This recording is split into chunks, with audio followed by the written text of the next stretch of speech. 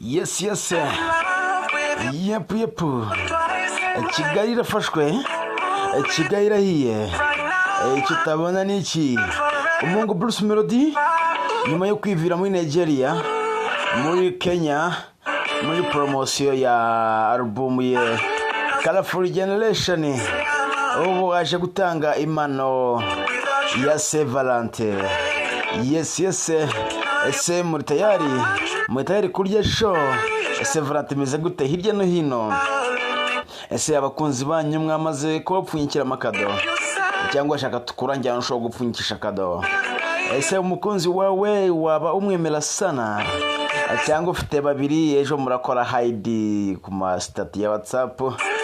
Abantu muzakora hiding ndabashure cyane, abantu mubeshya abakobwa mwese ndabaramukije, ariko by'umwihariko nanone nashuhuje abantu rwose mutabeshya abakobwa, mubagaragariza urukundo nyarukundo. Bruce Melody yiyemeje kubahereza impano ya Saint Valentin, abakubita umuzigo, abakubita beat, abakubita best track ariyo yitwa Oya. Araza gushyira hanze video y'indirimbo bita Oya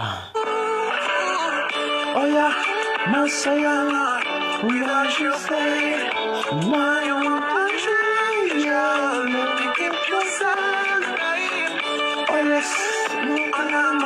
Yes, nyanga muri background nakairimbo rwose kagenda gake kandi kari mu bwenge mbigagara. Bruce Melody ikintu kijyanye n'umuziki mu kimumurekere ni munyakazi nk'uko everyday abivuga, avuga ati Jenny tuwe munyakazi cyaza ni munyakazi kabisa.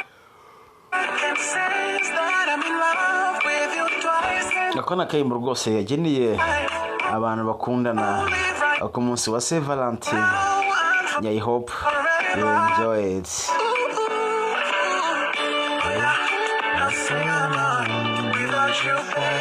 Yes. Jago rwose muragenda enjoy the Colorful Generation.